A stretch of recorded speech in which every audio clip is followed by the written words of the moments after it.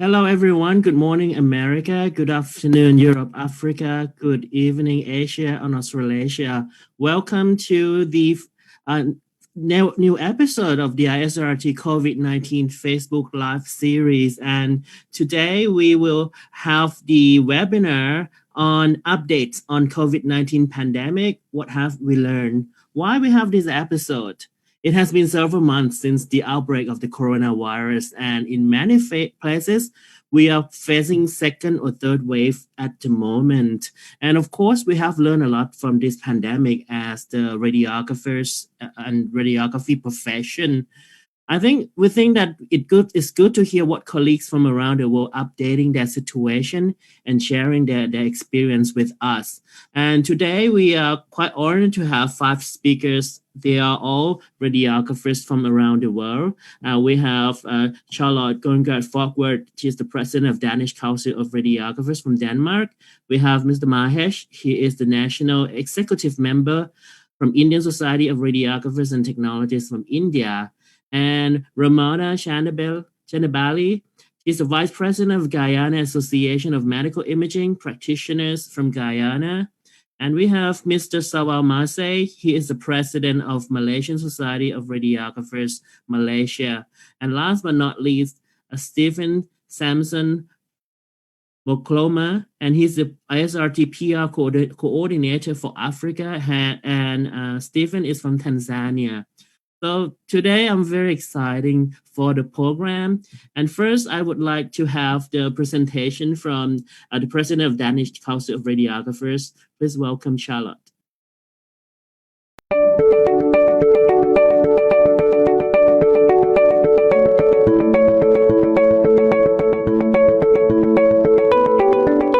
Ladies and gentlemen, good morning or afternoon to the audience. I am Charlotte Ganggaard Falkvart, and I'm a radiographer, and I'm also a president of the Danish Council of Radiographers.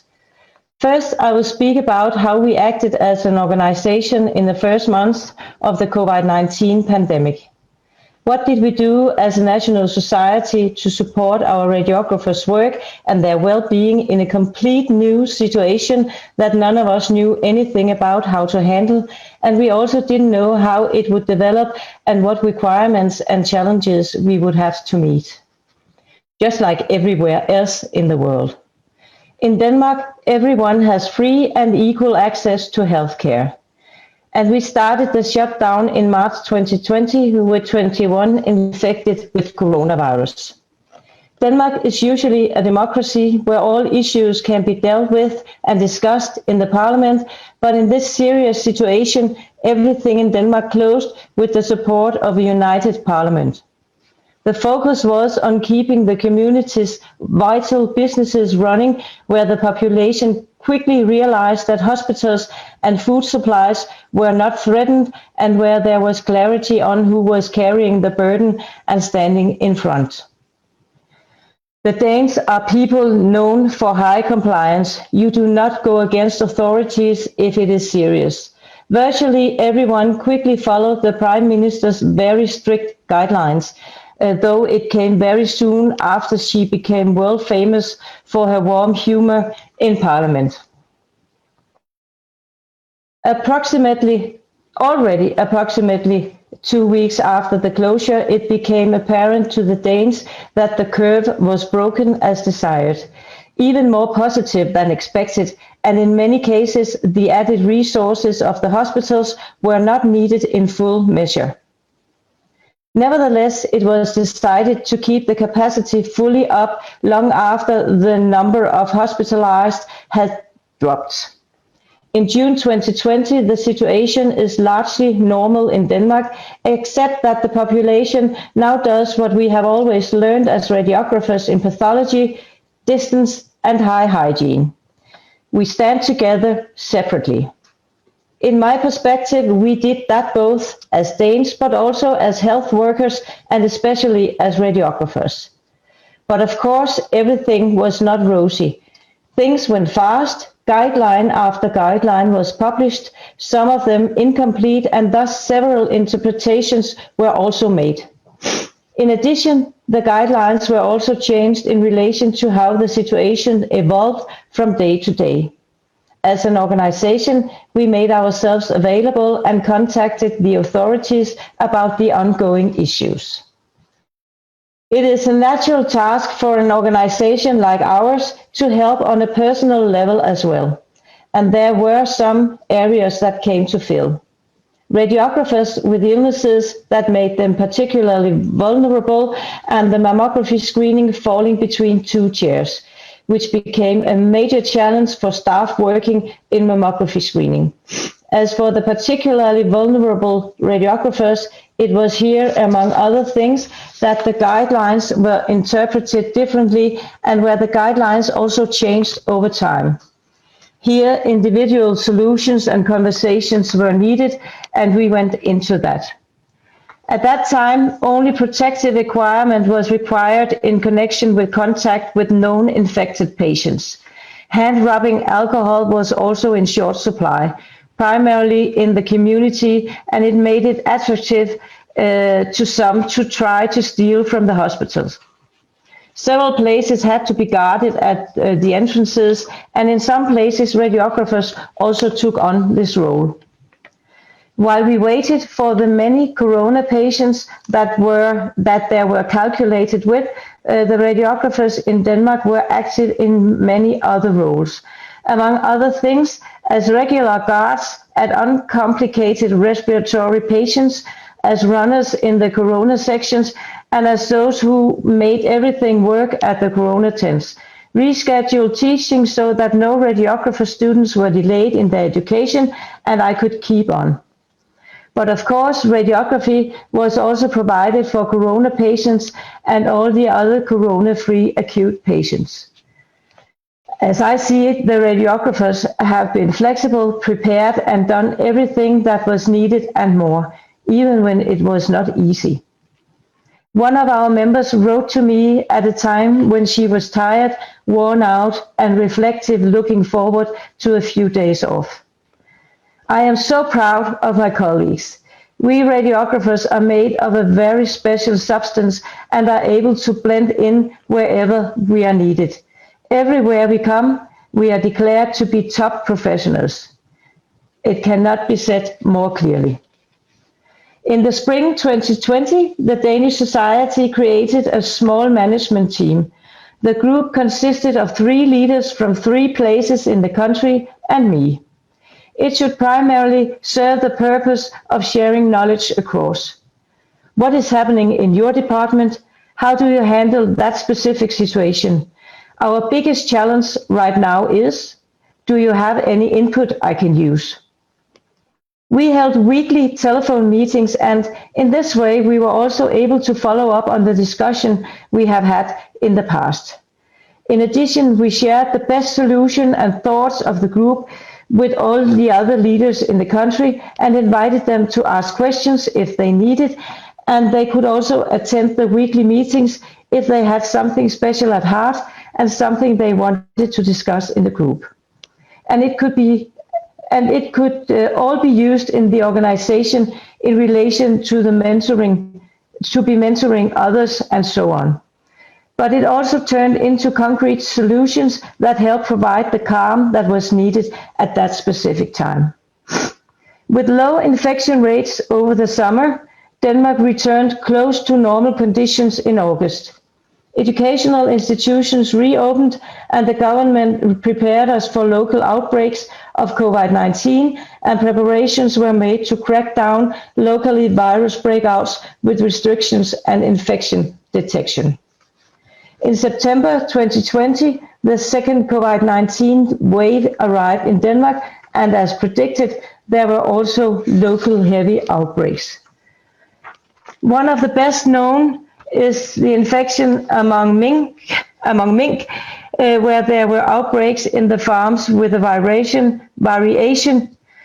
cluster 5, and it could threaten the vaccine development worldwide. Copenhagen Fur is a world-famous export company, and its production of furs are very important for Denmark. Yet the government chose to kill all mink in Denmark within a few days, and in a short time, cluster 5 is considered extinct and a disaster in relation to vaccine development has been averted. Here in the middle of the second wave, the infection rates in Denmark are relatively high, but very low compared to the rates in most of countries in the rest of Europe. The situation is almost normal, however, with restrictions such as assembly bans, maximum 10 persons, face masks in public indoor places, and encouragement to work at home if you can. The number of deaths is low in Denmark compared to other countries. In the hospitals, the number of hospitalized with COVID-19 is stable, but the government is ready to react if the number increases. In the spring, there was a shortage of protective equipment, but large stocks have now been built up, and the government has in May 2020 set up a new board to take care of the practical logistics and societal preparedness related to epidemics now and in the future. The radiographers have implemented new procedures in relation to COVID-19. The workflow in the X-ray departments are stable, and we have only few challenges just now, such as allergies to protective equipment.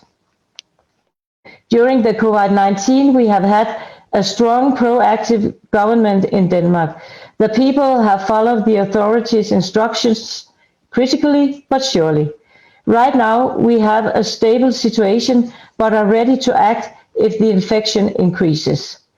The corona crisis is still alive, but now we are all wiser and have gained COVID-19 experience. Thank you for listening, and I will look forward to answering any questions you may have.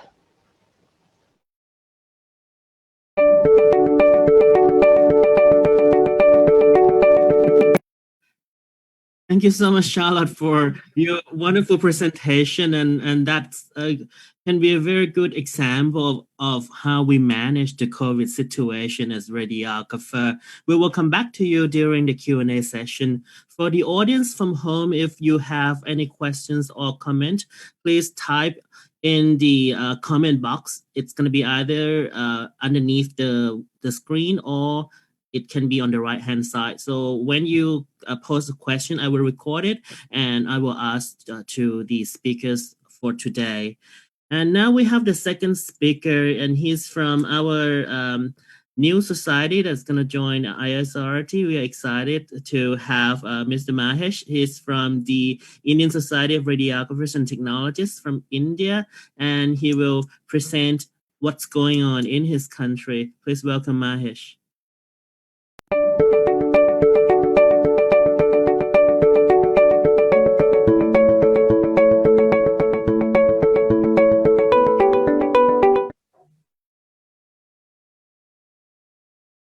It's a pleasure for me to speak in the World Forum of ISRT.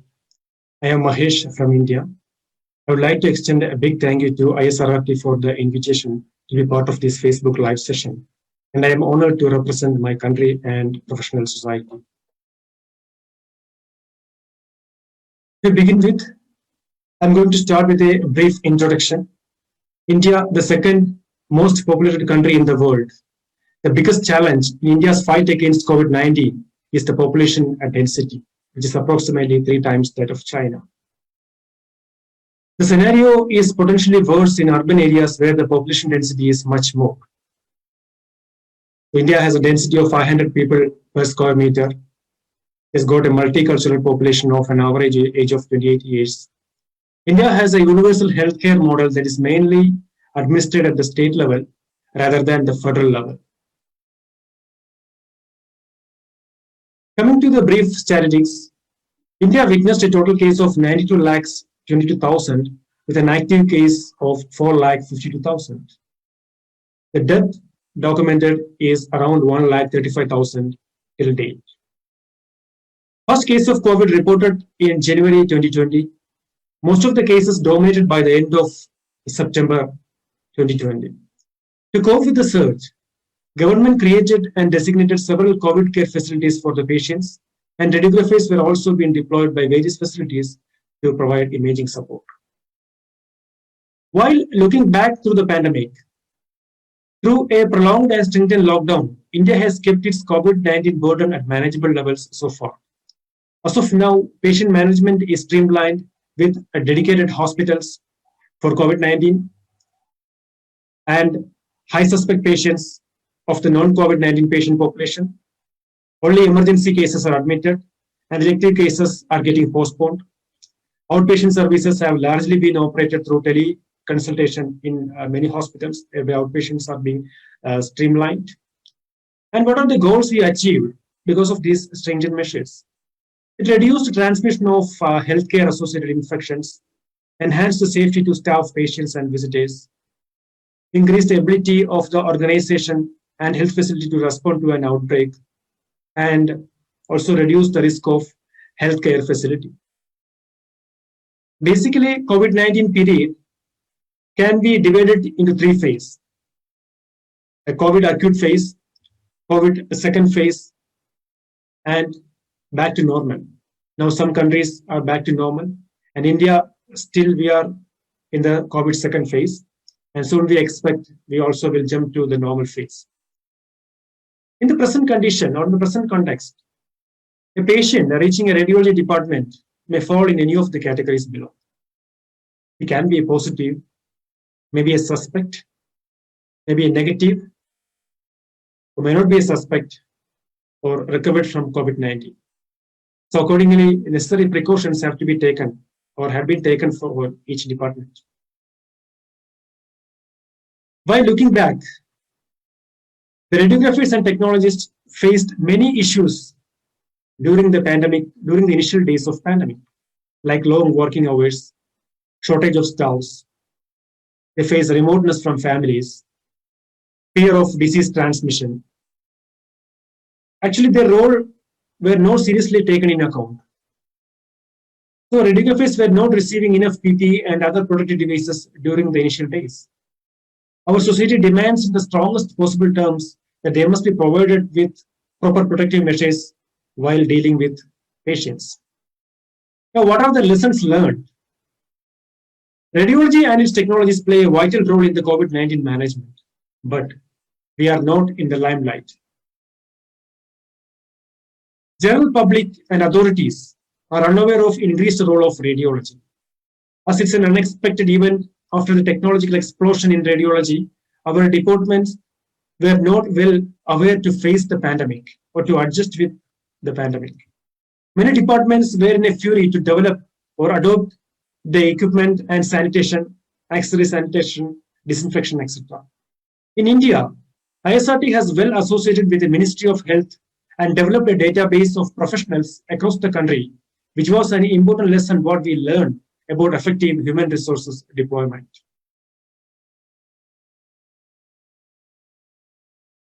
ISRT has also prepared many training modules and shared it with Ministry of Health directly and through social media like WhatsApp, Facebook, Twitter. Radiographers were tested positive in many institutions. Interestingly, it's not from COVID-19 patients, but from the general patients who are carriers without any symptoms. Stress management of technologists, especially managers and administrators in radiology, played an important role. Unfortunately, this was not fully implemented around the country. And the actions taken by the society are minimizing the COVID-19 infection from the patients by recommendations and SOP circulated by the society.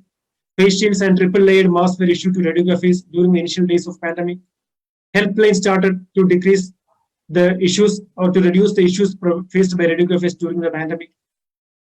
Webinars and online classes were given for strategies and updates. Clinical psychologist assistants were provided around the clock to support the mental health of radiographers. And what are the issues to be addressed? In India, the statutory regulation on professional practice has not been implemented so far. So the CPD credits and CNT is not a mandatory requirement for the practice license and renewal. In this backdrop too, ISRT is doing a non-statutory professional practice regulation and professional development programs. Renewal of license registration shall be done by assessing the CPD points attained in which pandemic resistance, infection control, crisis management, etc. also should be included. More importance may be given to patient care, infection control, and crisis management in the curriculum also. What are the professional lacks which we are facing? In Indian scenario, our professional lacks the basic principle of hospital infection control, the disinfection methods, equipment sanitization, and our education and training is more technologically oriented and give less importance to public health aspects. So it has to be a patient-centric, clinically oriented, and technologically driven. We need teamwork and strategic management skills to evolve as a part of healthcare ecosystem. And we should be keen in modality management and crisis management. Since COVID-19 is relatively a new extract with a span of nearly 12 months, the radiology discipline is slowly picking up to research-oriented approach. It seems now the time is ripe enough to gather information and inputs from all over the world, considering every attributes, including the ethnicity and geographical distribution. Our profession lacks in better understanding of virology or microbiology, which is an important aspect in the current scenario. We can say the root cause of lacking is the present method of education and training with a centric approach and importance to physics of medical imaging than patient-centric and applicationally oriented. So looking to future, in post-pandemic world, healthcare workers will have more important role in society. More opportunities will be opened in healthcare across the globe. More investment will come. And to cope with the challenge, the present mode of education and training has to be modified with the structural reforms. Education and training shall give importance to patient care, and it shall aim a practice with more clinical orientation and patient-centric approach rather than modality-centric. Good team of faculty members have to be developed with faculty development programs. CPDs and CMEs shall be made mandatory. Online education and training program shall be enhanced and it shall be made mandatory to all radiology professionals, including students. Workshop on pandemic management and infection controls should be made mandatory to all radiology professionals and should be included in the curriculum also. Thank you all. Thank you, ISRRT, for giving an opportunity in the World Forum of ISRRT Facebook live sessions. See you soon in the question and answer sessions. Thank you very much.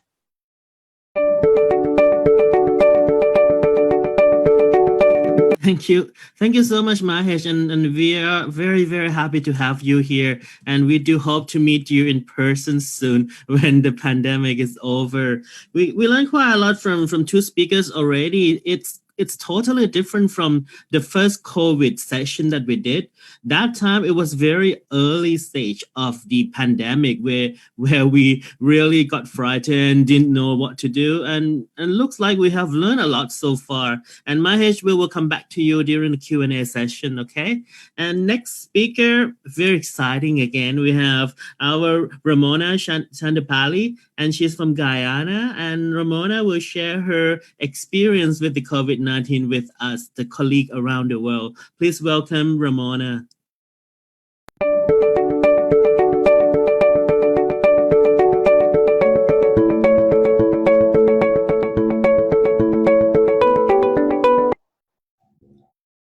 Everyone, good morning. My name is Ramona Chandabali. I'm the Vice President of the Guyana Association of Medical Imaging Practitioners, and I'm here this morning to talk to you about the COVID-19 situation in Guyana.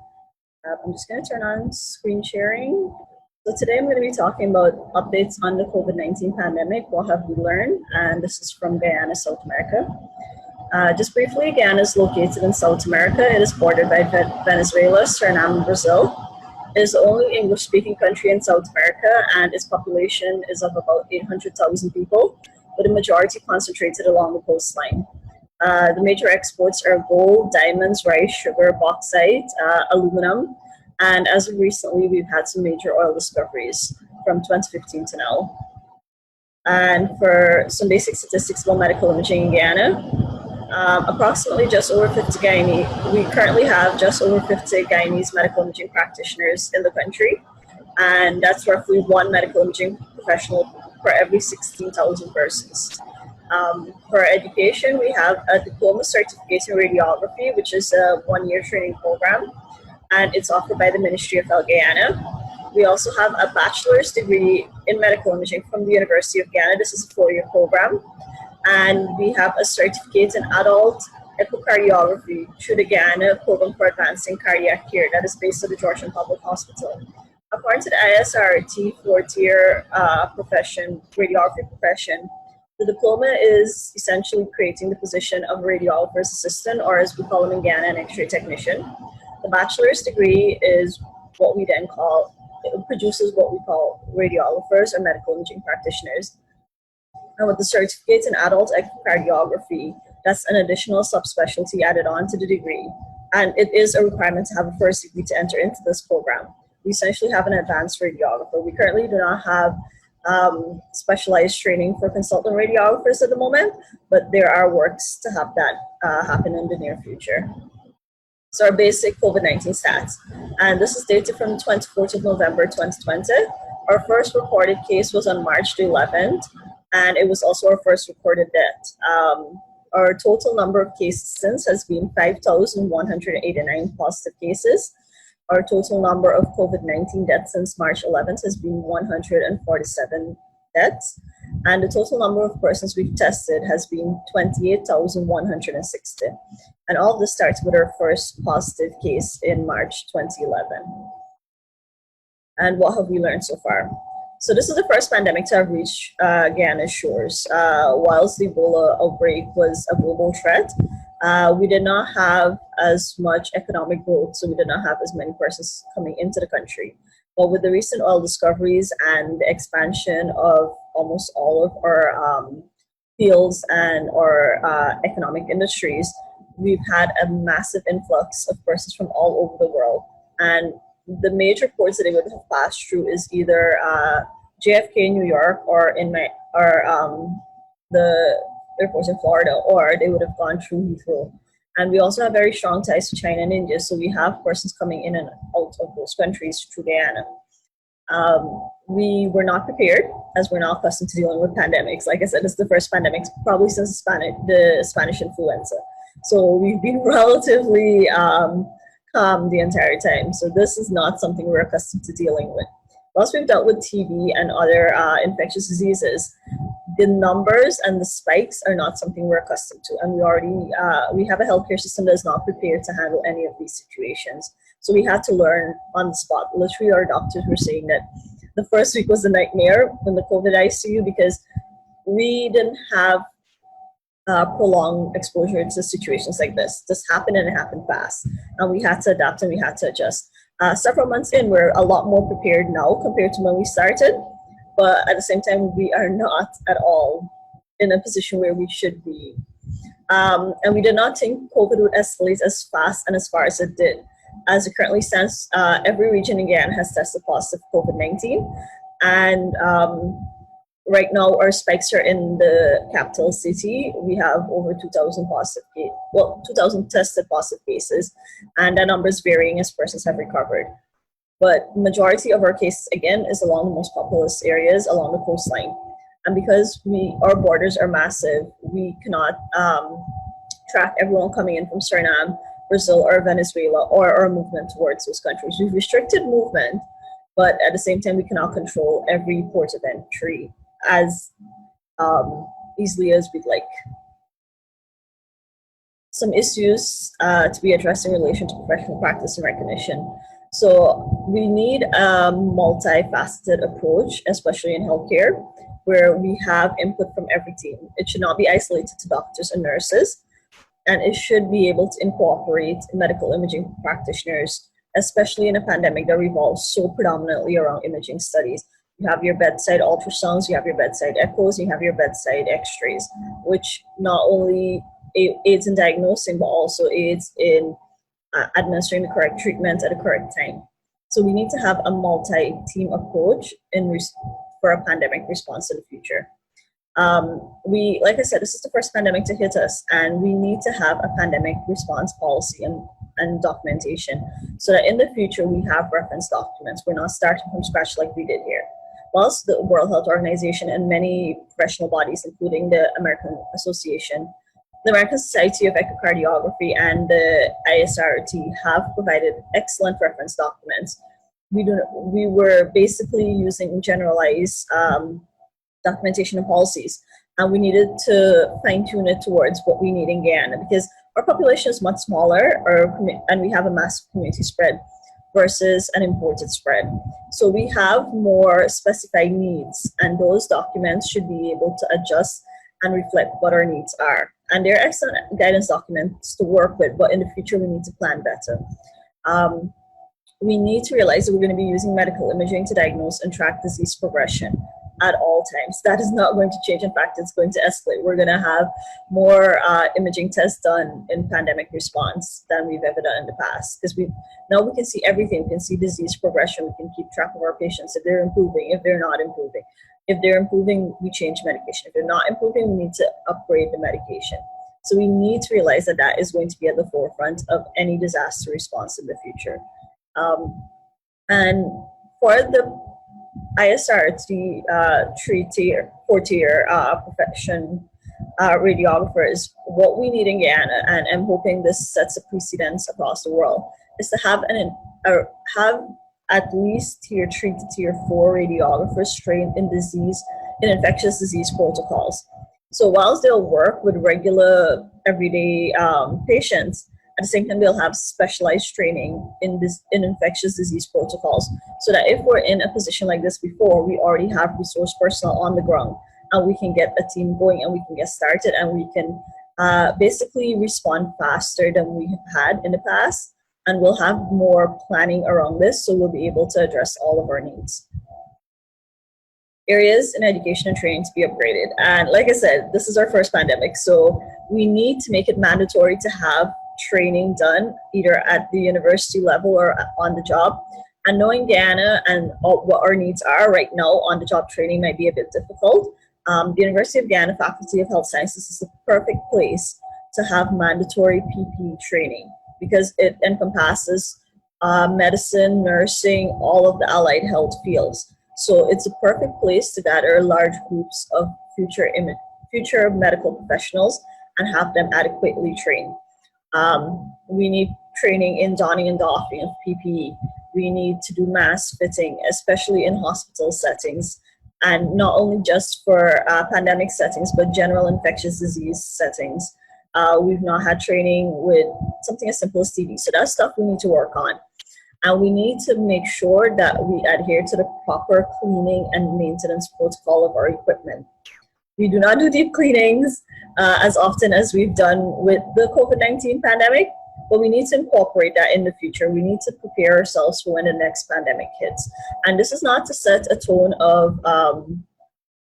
of fear or to overwork our imaging professionals, but it's to be prepared for when the next pandemic comes, because we've seen how devastating this one has been. We've lost radiographers. We've seen the toll it's taken on our radiographers, and we should not be in a position where we'd have to have a loss again. Whilst it might be inevitable logically, we should put ourselves in a position where we're better prepared. And Ebola happened roughly, I'm guessing, within the last 5 years, I'm estimating. But Ebola has not been that long, and now we've had COVID. We cannot underestimate what the depth and the magnitude of the next pandemic will be like. We also need to develop certified training programs that can deal with rapid spread of infectious diseases. We need to have training available at all times, and we shouldn't wait until a pandemic hits to have that happen. We also need to have modified institutional protocols. So we have our general infectious disease protocols, but we need to have modified protocols to deal with, especially in pandemic settings of aerosolized procedures. A lot of us had to learn this one. This one was new to us because we've never worked in these conditions before. So we need to improve on what we have existing and to implement better policies and procedures to help us for the next pandemic. And for the way forward, the biggest takeaway, prepare for the next pandemic. It's going to happen. We don't know when, but we need to be prepared. We need to invest in, at least in Ghana, we need to invest in a proper infectious disease hospital. This pandemic has taught us that we are really not prepared and we need to put things in place, especially with the influx we're going to get from the oil and gas industry that is booming in the country right now. We're going to have more persons traveling from more foreigners appear, and we're going to need to be prepared for the next thing that's going to come to our doorstep. And whilst this is specific to Ghana, I think every country in the world should be prepared. It doesn't have to be on a large scale, but at least have a backup protocol, a policy, a documentation, a team. So when the time comes, you're prepared to act, because many of us, even the most developed countries, were not prepared for this. We need to incorporate medical imaging, and this is across board. We need to incorporate medical imaging at a higher decision level, at a higher level in decision making. A lot of us have seen how our field, our profession, our colleagues have been dismissed.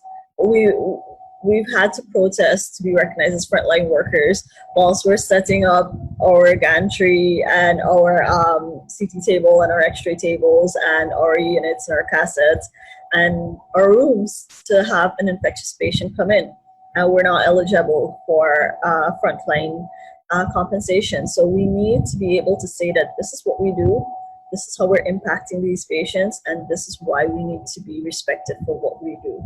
And even if we don't get that done now, the next pandemic should not reach us in the same situation. For Guyana in particular, we need to optimize testing and management protocols to reduce our patient caseloads.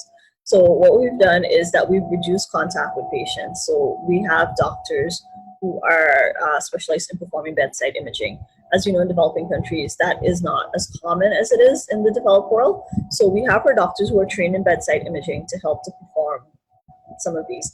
Well, what would be really helpful in the future is to have multimodality imaging professionals who can perform multiple imaging tests, so that they can not only perform the chest X-ray, they can do the ultrasound. So they limit the exposure of how many persons are going in, how many pieces of equipment we have to use, and how accurate these tests will be. So having an infectious disease trained radiographer at least at a level 3 to a level 4, the tier 3 to tier 4, that would hugely impact patient outcomes for the better. And we need to be redefining what the term frontline response is. As we all know, many places have been excluding medical imaging as frontline professionals. And we need to emphasize on the fact that exposure, duration, and proximity defines risk. With us, we have no choice. We have to be very close to our patients at all times. And we have to let policymakers, decision makers, management, administration, whoever's in charge, we need to get that message across that we are at risk. And we've actually had some of our radiographers here in Guyana test positive. Sadly, thankfully, we have not reported any radiographer deaths, but at the same time, we need to be able to better prepare ourselves for the next pandemic. And that brings me to the end of my presentation. Thank you to the ISRT team for having me here today, and I really appreciate this opportunity. Thank you so much. Hope everyone stays safe. Thank you so much, Ramona, for your presentation. We will come back to you. Very interesting point. We always talk about frontliner status, infection control, education, and training. I hear these words repeatedly all the time, and from big countries like India and to smaller countries like yourself. And I think we will come back to you during the Q&A. For the audience, if you have any questions or comment, please do so in the comment box right beneath the broadcast screen, or it's going to be on the right-hand side, depending on your platform. And the fourth speaker for today, we are honored to have the president of Malaysian Society of Radiographers, our longtime friends with ISRT, the members from Southeast Asia. And we have Mr. Sawal Masay, and he will present his experience from a Malaysian perspective. Please welcome Sawal Masay.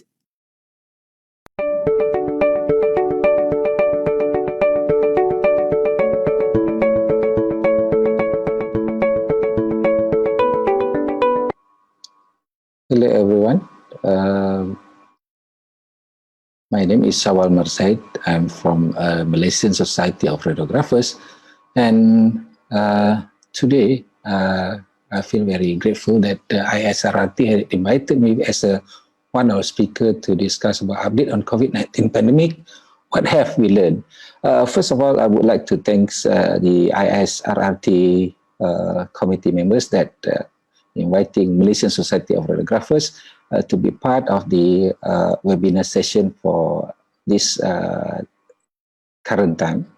Okay, before we start, I would like to wish all of you a good evening, or maybe some of the country is already at night, so good night for everybody, radiographers and radiology technologists around the globe.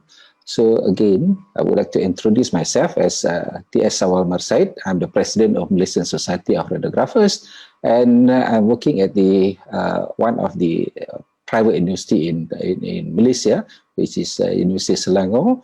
And today, I'm going to share our experience or some of the pandemic, COVID-19 pandemic in Malaysia. So for those that maybe some of our colleagues around the globe is not aware that Malaysia has been quite so-called, it's not a big country. Okay, we are located at in Southeast Asia, and we had a population about 32.7 million as at November 2020, and out of that numbers, we consist of 16.8 million male and 15.9 million female. Okay, this is just a brief of a Malaysian population. And as for COVID-19 in Malaysia, we are having the COVID-19 in Malaysia started from beginning of the year around January, that is January to up to June, which is we call it as a first and second wave of the COVID-19.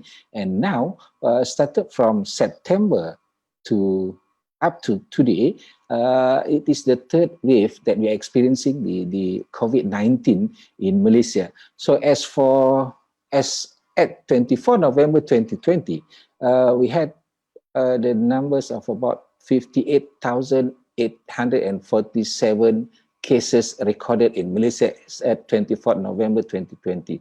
And out of these numbers, actually, it's increasing from the first wave, second wave, and this is the third wave. The highest numbers recorded for this third wave so far is about 2,188, which is recorded just 2 days ago at 24 November 2020. That is the highest so far recorded in Malaysia, the number of cases per day.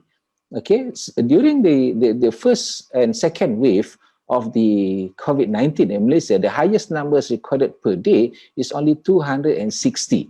But today we are recorded 2,188, which is the highest number so far as Malaysian concerned. Okay, this is what I'm just talking just now. This is recorded on the 24th of November 2020 as at 12 noon. So this is the new cases is about 2,188, and the numbers of discharged patients is 44,153, and death recorded is 341, and those patients in the ICU is about 112. So total numbers of case from January up to November 2020, Malaysia recorded about 58,847. So what we have learn from the COVID-19? Okay, first of all, let us not get confused of the coronavirus pandemic. The coronavirus pandemic is about, above all, a human tragedy. At our heart to go out to those who have lost loved ones and those putting themselves at risk to save others. So this is part of our duty to, I mean, it's not really saying that we wanted that to happen, but we are putting ourselves at risk to save others. Okay, precisely because of this huge cost, it is vital that we learn as many lessons as we can. So this new COVID-19 pandemic is so-called the new disease in the new millennium. Okay, and we are started the new way of life or new norm in our daily living. Okay, almost overnight, road traffic melted away, trains stopped running, planes stopped flying, buses emptied, and people stayed at home. Okay, because of this, the pandemic of COVID-19. So this is what happened to us today. Okay, it's not only in Malaysia, I guess, but all over the world. I mean, it's around the globe. We are having a similar or the same issues here. Okay, as what our practice, first and the second wave of COVID-19, we have the shortage of PPEs in the hospital, manpower redeployment, and opening temporary center. This is what happened in Malaysia, that the first and second wave of COVID-19. Basically, we are not ready. We are not ready for those for these new viruses that started from China. And at that particular moment, when we have the first announced cases, first confirmed cases around on the 20th of January 2020, and at that moment, we can say that the Malaysian Ministry of Health or all the healthcare facilities and workers, we are not ready.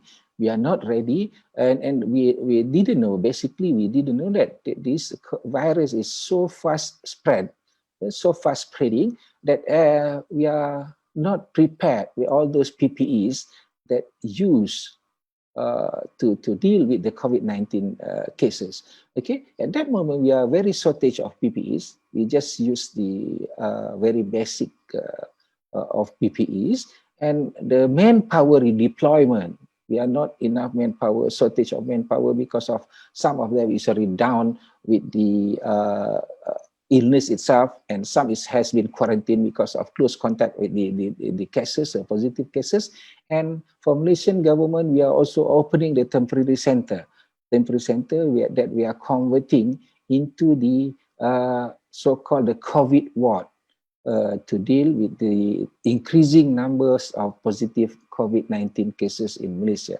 So as far as I know, that in Malaysia, it is based, especially in Kuala Lumpur itself, we had opened a temporary center and converted it into the temporary ward for the not so serious patient of COVID-19.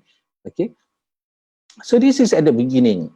At the beginning, we are using the very basic PPEs, which is just a glove, the disposable apron, and with the so-called the face shield and face mask covered. Okay. At that particular moment, we are having difficulties to have to get that face shield, and most of artists in Malaysia. And most of the department, nursing department or other department also doing the same, that we are doing the face shield as a using the plastic covered and using a sponge that we are doing ourselves. Okay, doing it ourselves just to protect or to make it as our face shield. Okay, at that particular moment, I mean the first wave of COVID-19, that everybody so-called very shocked to certain extent that these viruses is very fast spreading.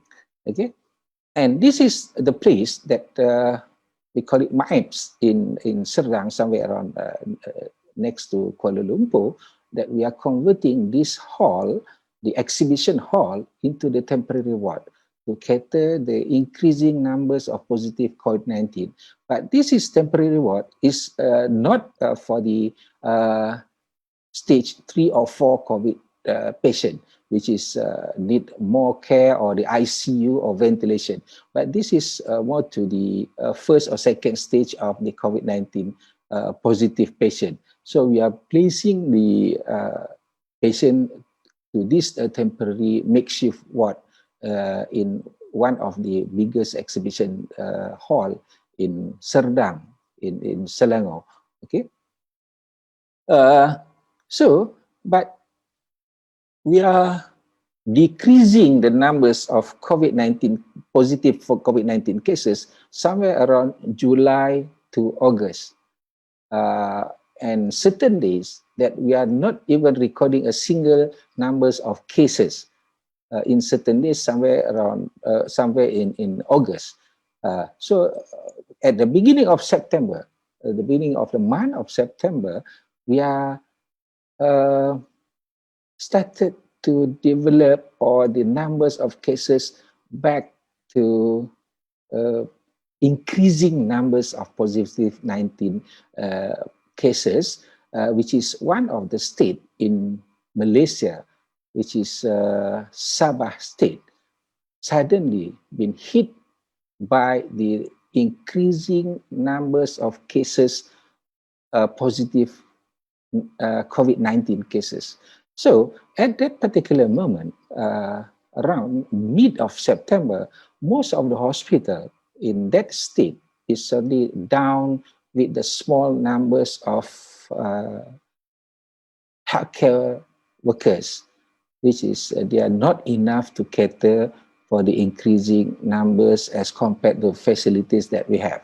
Okay, so at this case, so some of healthcare workers or healthcare providers, or we are as a frontliners, been redeployed or and been sent to the state to help our colleagues to deal with the increasing numbers of cases.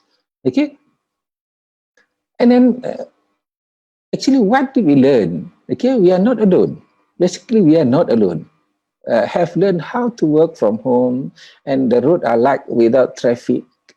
But even though this is all happened, but the law is still applies. I mean, the authority still having that.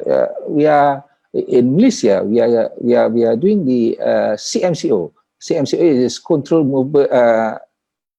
movement order control, which is some areas that you are not allowed to cross the border, interstate border, and some is inter-district border, or the government is not allowing, which is we are segregating the area into the green, yellow, and red zone. So those living in a red zone, you cannot cross the district or the state border into some areas that been declared as a yellow or green zone. Okay. Third wave of COVID-19 from September to current, okay, redeployment to red zone areas.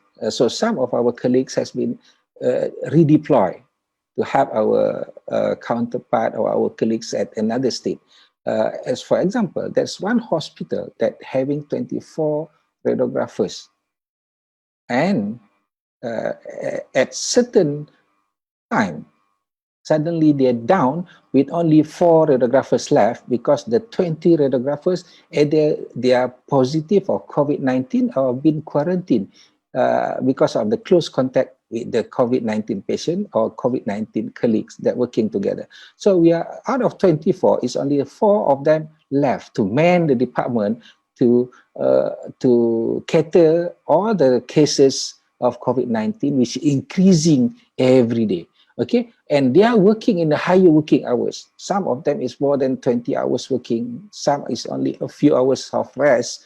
And this is very shortage of manpower due to quarantine of the radiographers and other colleagues as well. Okay, higher number of cases, first and second wave, highest cases per day is only 260, as I mentioned earlier.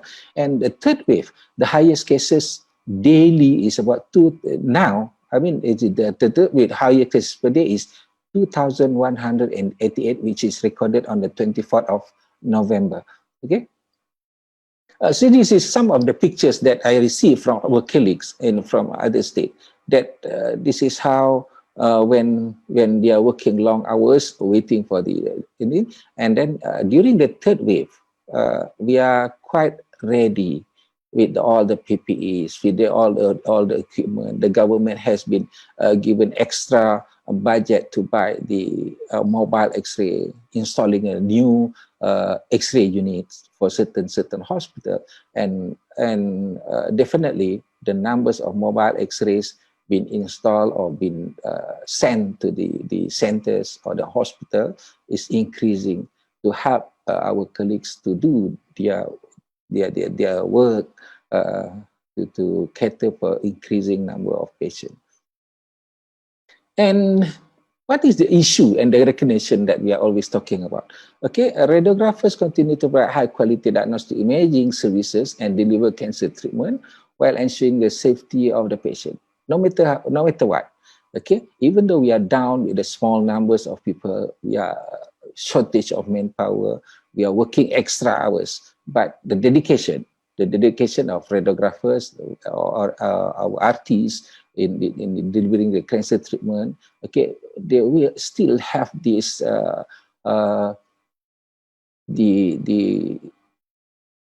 I'm saying that the safety of the patient is the utmost priorities.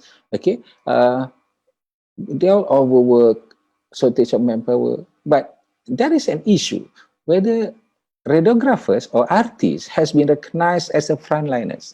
I mean, this is not only in Malaysia that we are discussing this, because of we are not been so-called, we are not been told that we are part of the frontliners, but we as the radiographers, we know that we are the frontliners for the healthcare, and we are contributing as other profession in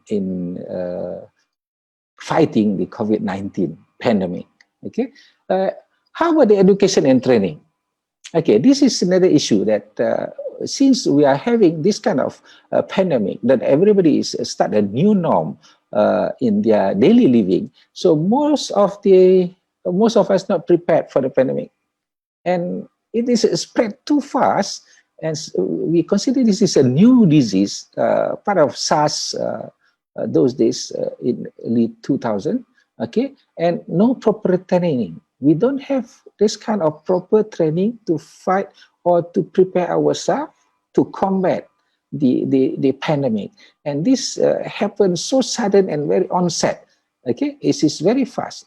By January, February, March, we are already the pandemic is already spreading all over the world. Okay, just a few months time that everybody is panicking. Okay. This is called a new disease on the education system. So far, we never, there are some disease that we are discussing during the academic session, during the teaching and learning process. But maybe this new disease, we can put as on our education system to be part of the disease that we can discuss, or we can do the proper training or proper ways of sharing to the student as well. Okay, and the education challenges. Okay, clinical skill training for students severely impacted over the past few months, and suspension of many clinical placement. This is what we are having in Malaysia, and I'm quite sure that is all over the world also having the same problem with us, which is the student. We can't send the student for the clinical placement as the authority is not allowing the student to be dealing with the COVID-19 patient. So what we have now is the deferment of the study, prolong the study process, and the clinical placement we haven't started since the pandemic hit Malaysia since January up to today. Most of the clinical placement has been suspended. Okay, And the way of we are delivering our lectures as well in teaching and learning. So now everybody is, the whole university in Malaysia and the schools in Malaysia as well, all the teaching and learning is via online. There is no physical classes. There's no physical hands-on. Okay, but we have the difficulties since Malaysia is developing countries. I'm considering Malaysia is still a developing countries, and some of the internet coverage is not covering certain areas, the rural areas, mostly in the Sabah, Sarawak, and few states in Peninsula. We are not fully covered by internet facilities. So this is the difficulties when we are doing the online teaching and learning, which is we are having difficulties to reach the student. Sometimes the internet facilities is not up to the level that very smooth running. Okay, and then some of the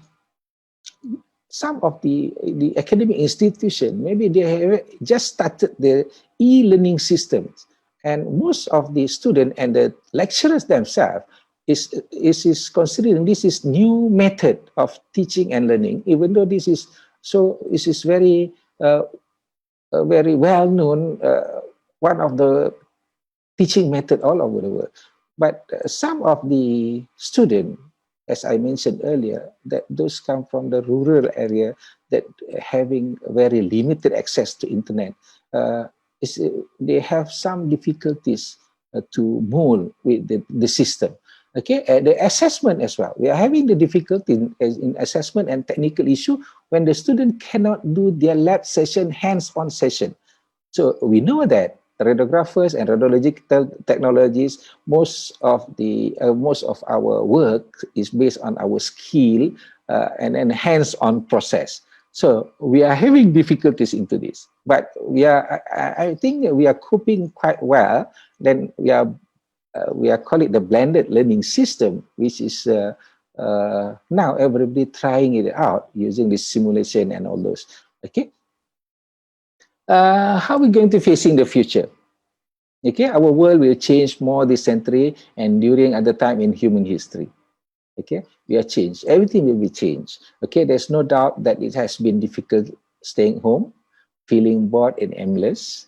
Okay, might even feel that it's a breach of their individual right when the government start on the lockdown and limited movement order, which is the businesses is not run as smooth as before.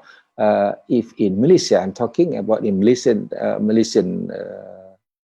fact that the businesses, especially the restaurant and the outlet, we have to close by 12 midnight. Previously, some of the eateries, some of the restaurant or some of the convenience store, they are running for 24 hours. But now, since the pandemic hit in Malaysia, we are limit the time of operation, some to 10 p.m. and some is up to 12 midnight. Okay, but the next day we only can start about 6 a.m. Okay, so basically the business start at 6 a.m. to 12 midnight, the maximum. You can't go for 24 hours anymore. Okay, but now we have to balance between individual right and public safety in overchanging things. Okay, this is the group of radiographers in Kuala Lumpur Hospital, and this is this image is taken during the second wave of the pandemic. Okay, for that, thank you very much, and hope that it gives you some insight of what is experience we are having in Malaysia during the COVID-19. Okay, thank you.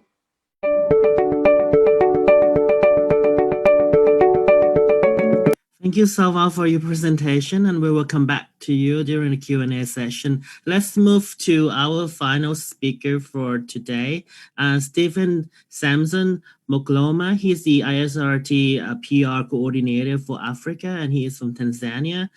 Stephen will present about what has been going on in his country and then share the experience that he had to our colleague around the world. Please welcome Stephen.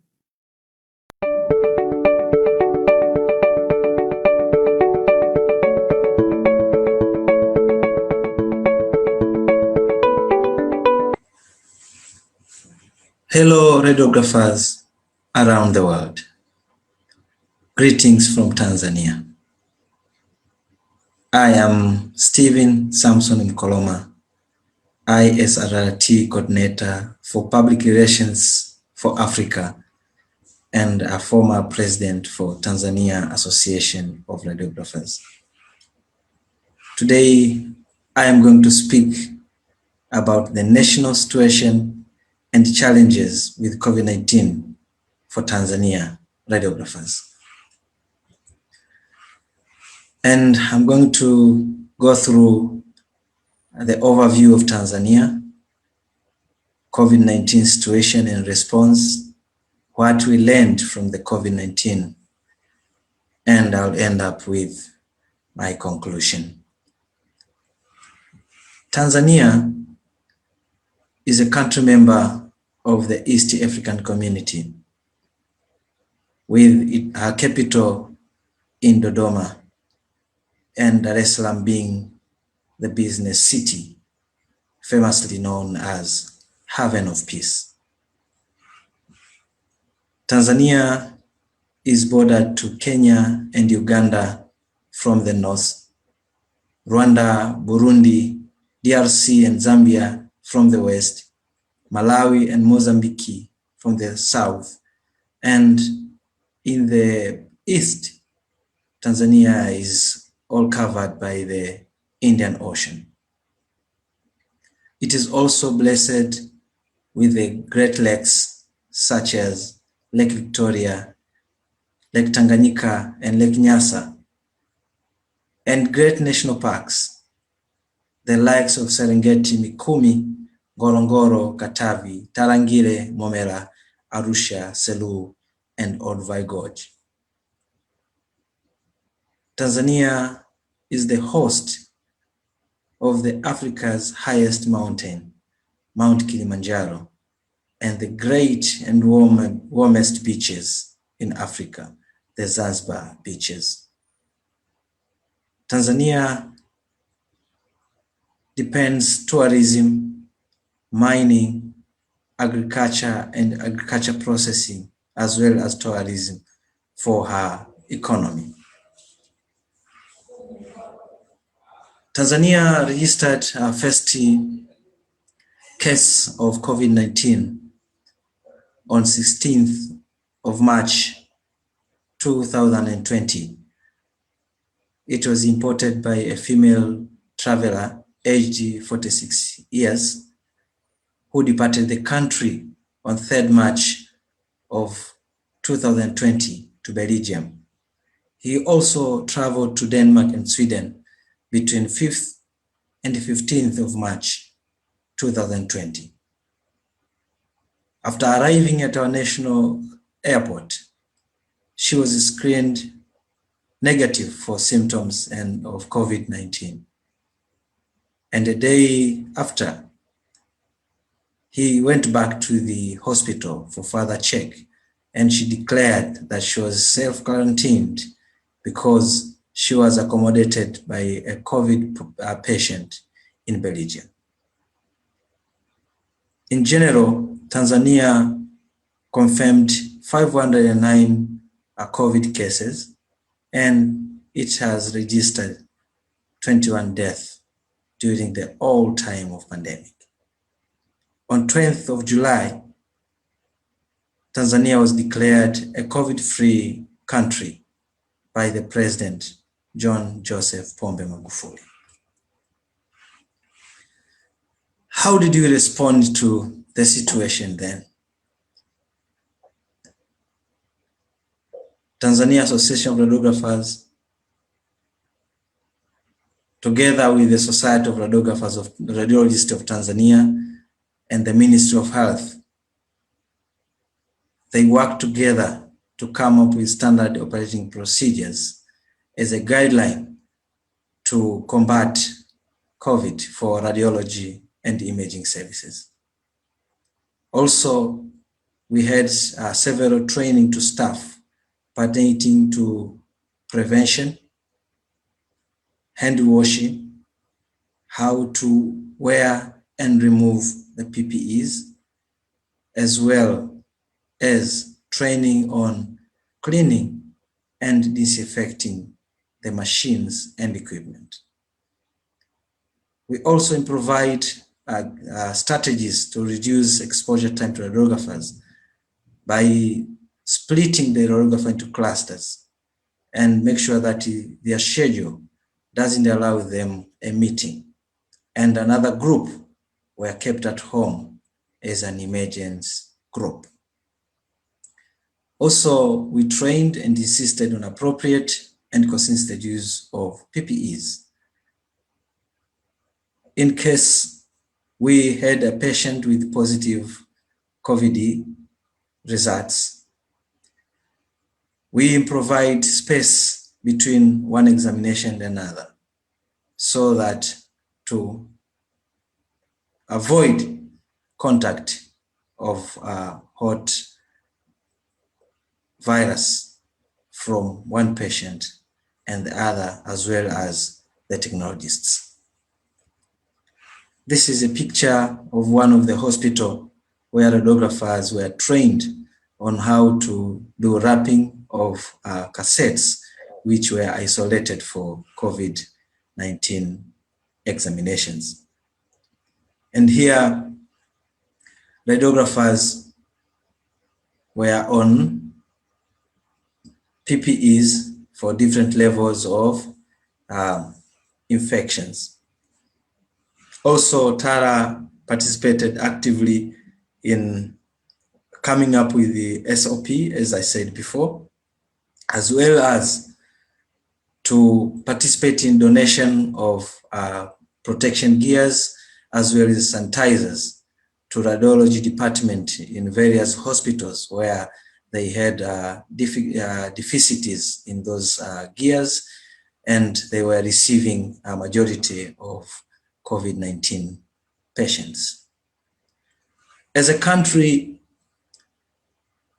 we responded to the pandemic in different ways and with multiple approaches. We had a spiritual intervention, which we cannot speak much on it in science, but we had a series of prayers about the situation, as well as herbal steaming and herbal juices were provided, which helped in alleviating COVID symptoms and respiratory issues, where this the National Institute of Medical Research in Tanzania and some other research groups came with Nimricef and Covidol. Also in hospital, signs and symptoms were taken, lab tests were done, radiology and imaging examinations were done. For the patient with the COVID, they were isolated, and those suspects were quarantined for 14 days. And also other management of respiratory issues and medication were also provided. The challenges were shortage of PPE, increased demand for mobile radiography and sonography, workload and visa staffing, managing the clusters, also psychological trauma to staff during the period. What we learned: the pandemic is still global and very effective. Regional interventions should be appreciated. Also, we can see how to use the American approach and accommodate them as it is done in Tanzania, where medical and traditional interventions helped the nation. In conclusion, COVID-19 is still a world pandemic with about 215 countries affected. And in these countries, about 59 million cases were registered, while more than 1.4 million deaths has been registered. Tanzania is extremely very lucky not to have been affected as it was expected. Life goes on normal in this country. Economic activities, sports activities, academic activities are going on well, and people are just gathering to do their own life-long activities every day. However, adherence to caution, practices by continuing to practice all international and national standards on prevention and precaution measures is highly recommended. Thank you.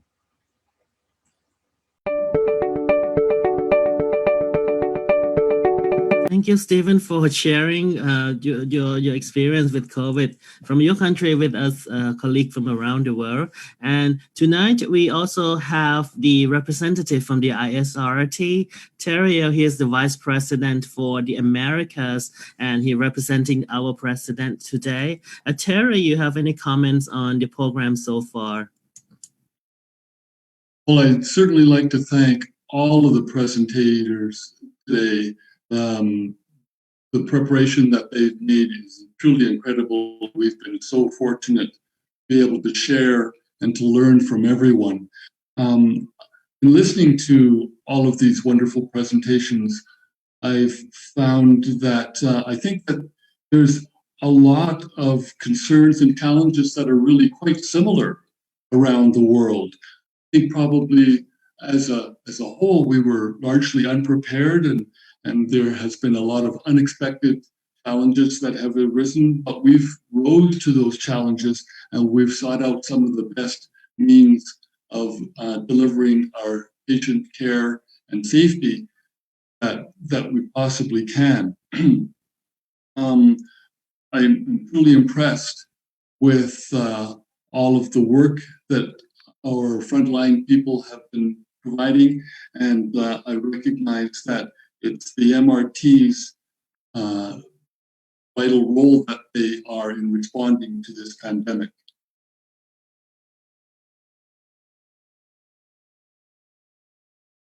Thank you, Terry. We also have a comment from Stuart Whitley, our ISRT Director of Professional Practice.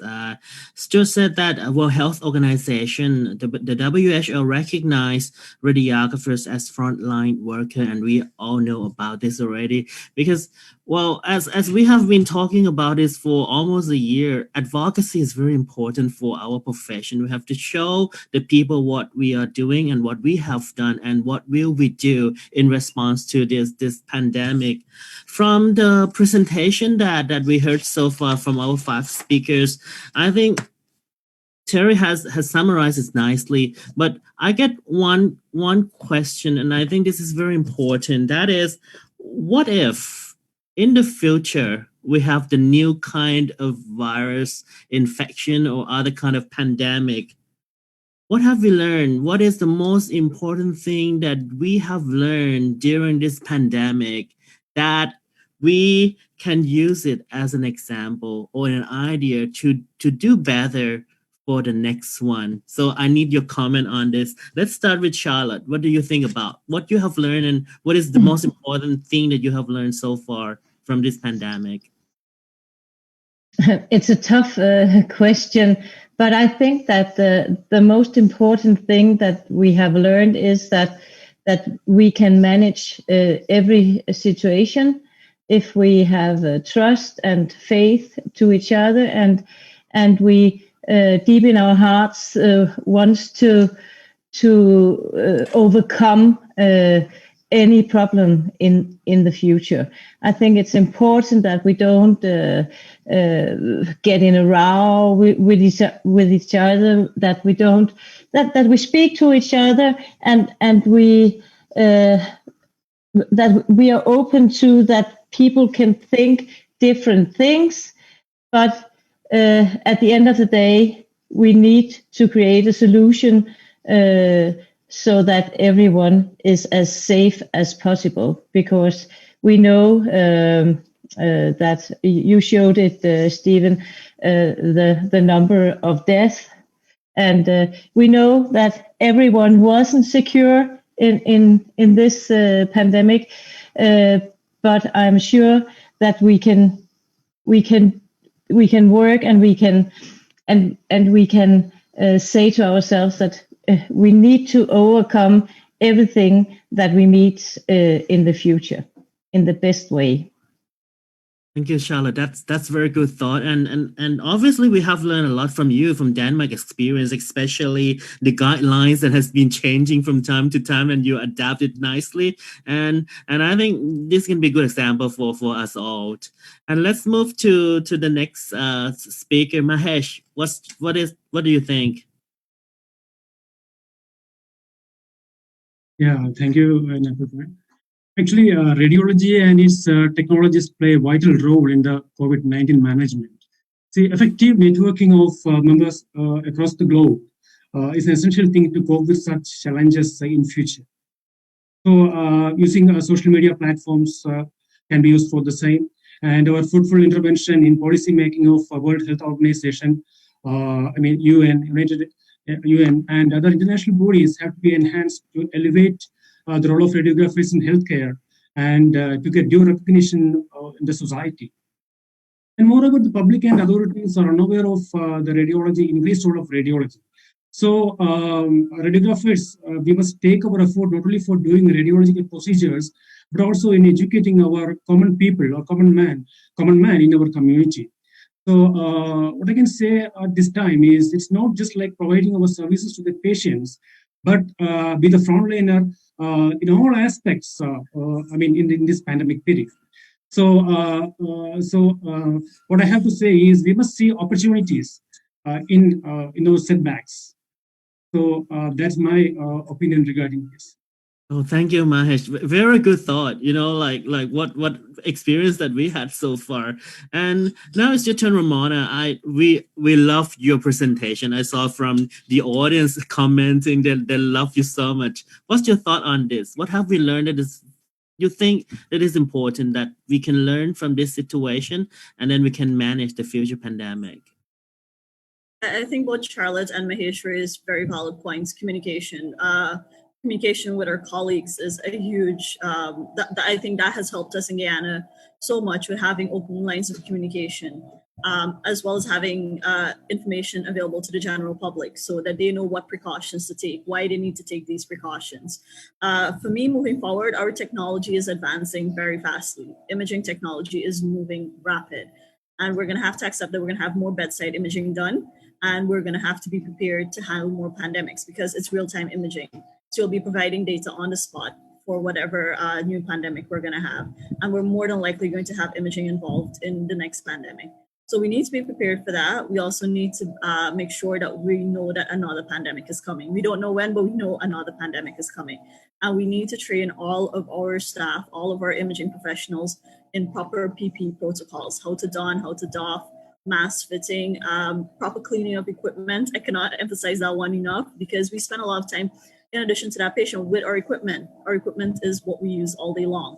We're the person who have the most prolonged exposure to it. So we need to keep our equipment clean at all times. And once we do that, we'll be able to survive into the next pandemic. Hopefully not, but once we keep everything, we need to survive the pandemic. We're critical to healthcare, and we need to remember that. So we need to take all precautions necessary, both at home and at work. And in the future, who knows? We might be leading the front line one day.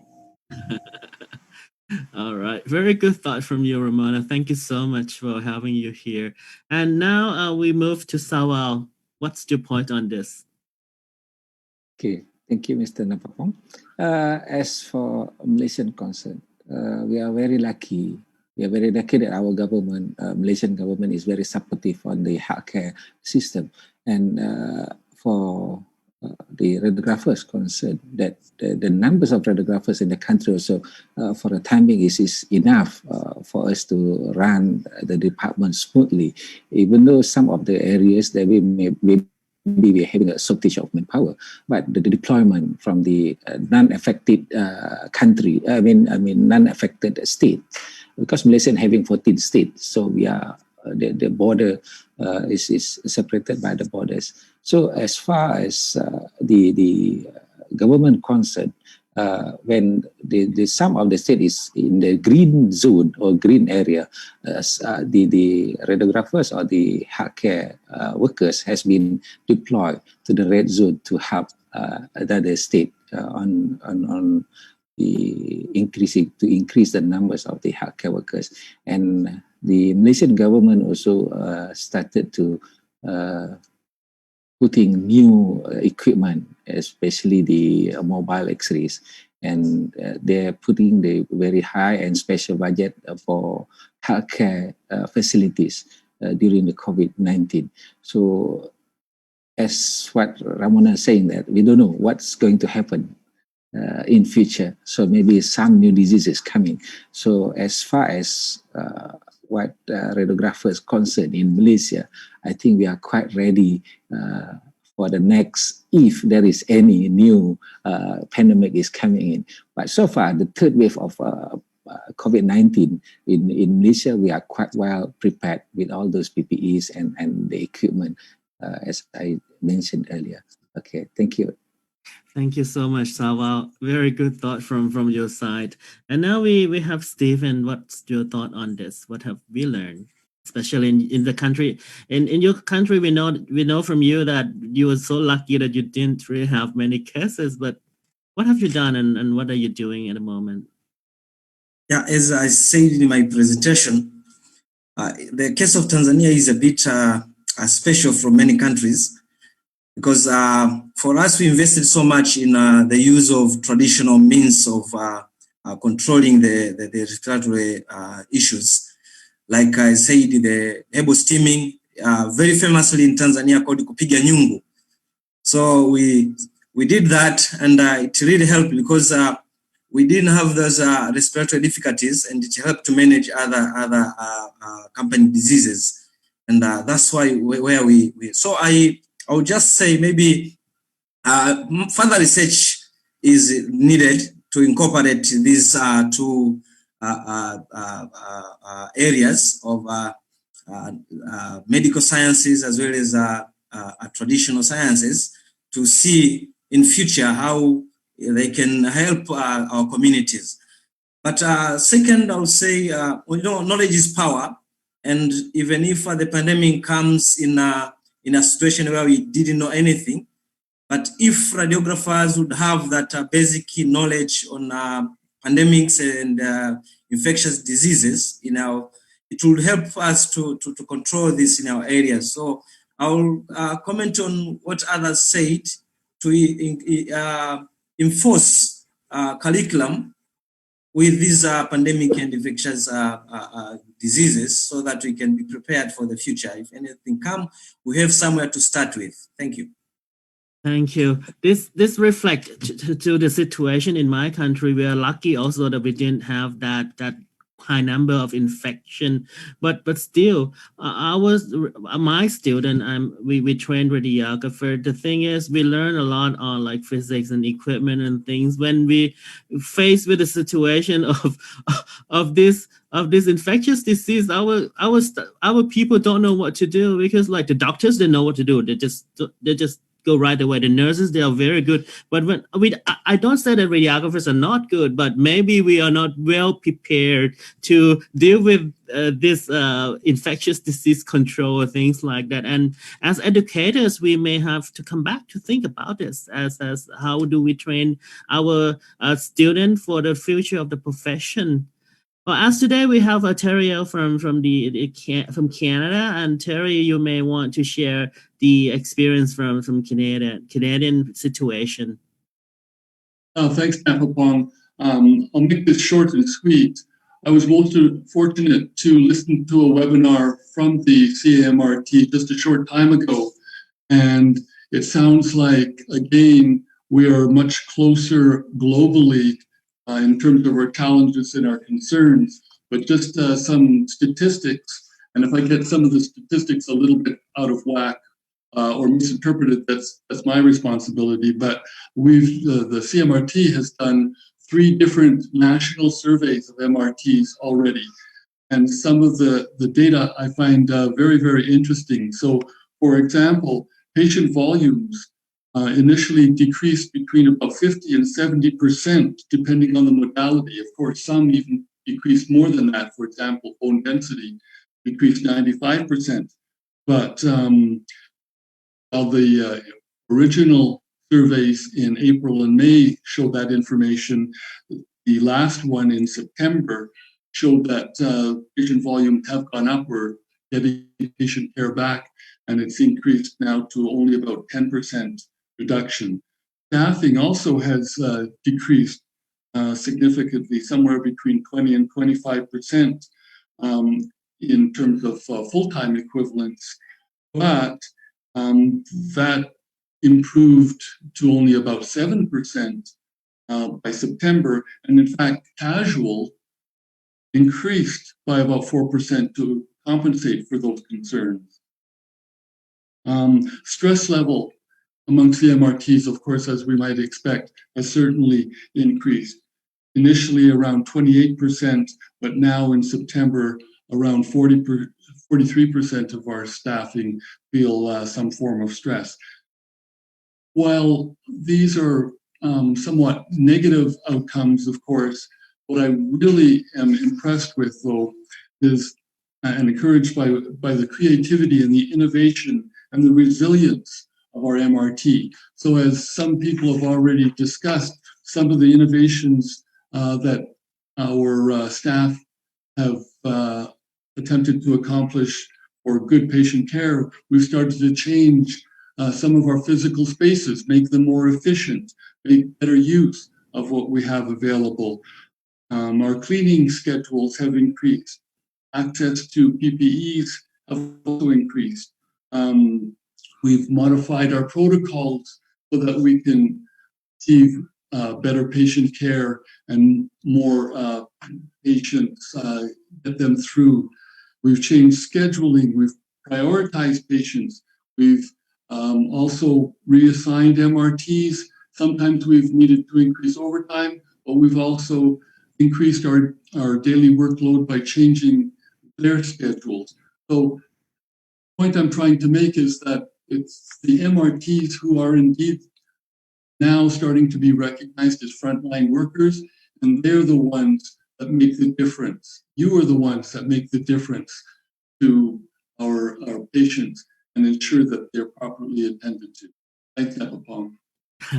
Very well said, Terry. And we have spent 1.5 hours for this program, and it's fabulous program from what we have done so far. Especially we get voices from around the world from our colleagues as radiographers worldwide, hand in hand, and we fight with this pandemic together. I would, on behalf of the ISRT, I would like to thank Charlotte, Mahesh, Ramana, Sawal, and Stephen, and also Terry for joining us in the program for today. And I wish that you all have a good holiday for the coming holidays. And also we hope that we will meet in person soon after this pandemic. We need face-to-face